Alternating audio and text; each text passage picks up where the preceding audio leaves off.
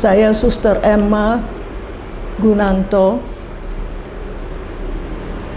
sudah 58. Tidak disiapkan untuk karya kitab suci, tapi saya ini memang menguasai beberapa bahasa. Lalu ketika LAI, Lembaga Alkitab Indonesia, mau membuat Alkitab dalam bahasa Indonesia sehari-hari, saya diminta untuk membantu dalam tim.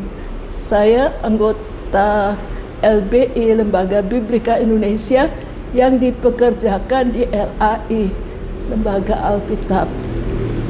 Lalu dari situ 5 tahun bekerja untuk menerjemahkan.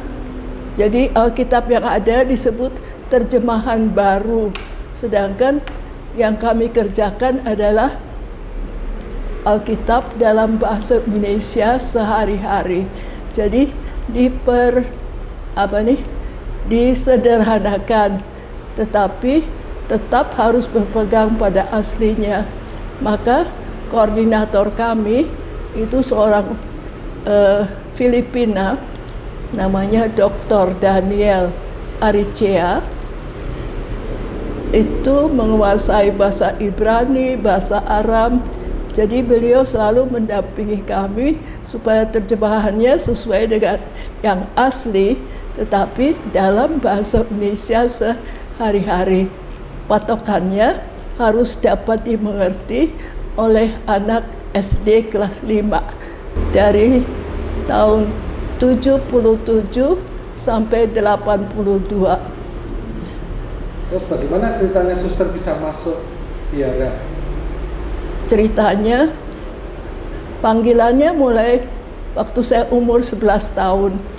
Dulu kan semua masih dalam bahasa Belanda, karena saya lahir tahun 37. Terus saat saya mesti sekolah tahun 42, Jepang masuk. Jadi saya diajar oleh mama. Mama dulu sekolah Belanda, jadi semuanya bahasa Belanda. Tahun 47, suster-suster Bunda Hati Kudus membuka lagi sekolah. Sekolahnya ada di Keramat. Lalu saya masuk sekolah itu, sebelumnya dites dulu. Ternyata saya langsung masuk kelas 4. Jadi dari kelas 1 sampai kelas 3 itu saya homeschooling sama mama. Dan bahasa yang kami gunakan dulu bahasa Belanda. Walaupun juga kemudian kan nggak boleh bahasa Belanda, kami ngomong bahasa Indonesia. Tapi bahasa Belanda itu seperti bahasa ibu untuk saya. Kemudian saya belajar bahasa Inggris. Waktu itu iseng-iseng aja, karena papa itu langganan kursus bahasa Inggris. Saya diam-diam ikut pelajari. Terus waktu saya umur 11 tahun, itu sudah sekolah SD kelas 5, saya baca buku doa yang suster bagikan gitu, buku doa yang udah lama yang nggak dipakai lagi oleh suster. Saya suka baca buku itu, buku doa dalam bahasa Belanda kuno. Terus saya masih ingat, saya di samping rumah,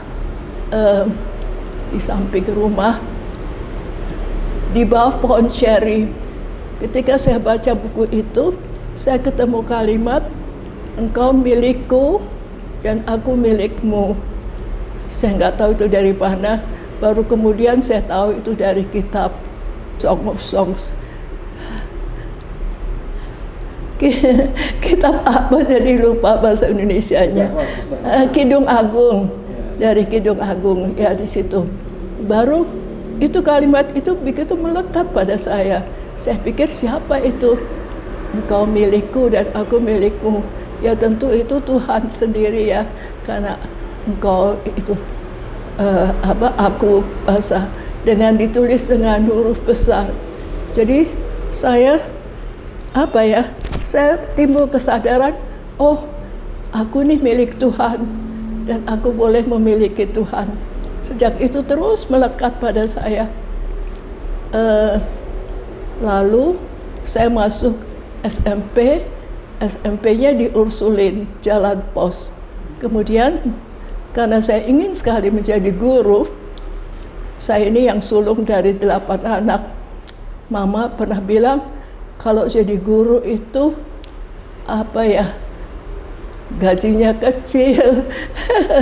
Terus ini anak-anak tuh terus apa lagi, ya udah.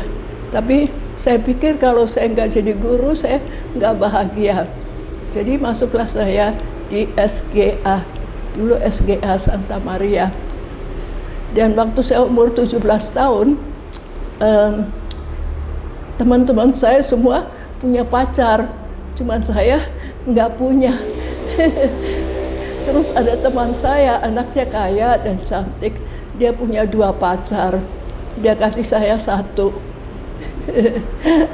Dia mau aja lagi sama saya, dia setia apel tiap hari Sabtu untuk ajak nonton, ajak makan. Tapi saya merasa nggak enak, ini bukan panggilan saya sama dia. Apakah saya harus jadi milik dia, dia menjadi milikku? Rasanya nggak benar ini. Jadi saya putuskan, saya bilang saya mau masuk biara gitu. Ya udah, kami jadi putus. Terus saya dari tamat SGA, saya pikir saya mau apa ya? Mau ngajar di mana? Saya lihat para suster Ursulin itu karya utamanya pendidikan. Jadi saya tertarik di situ untuk menjadi Ursulin.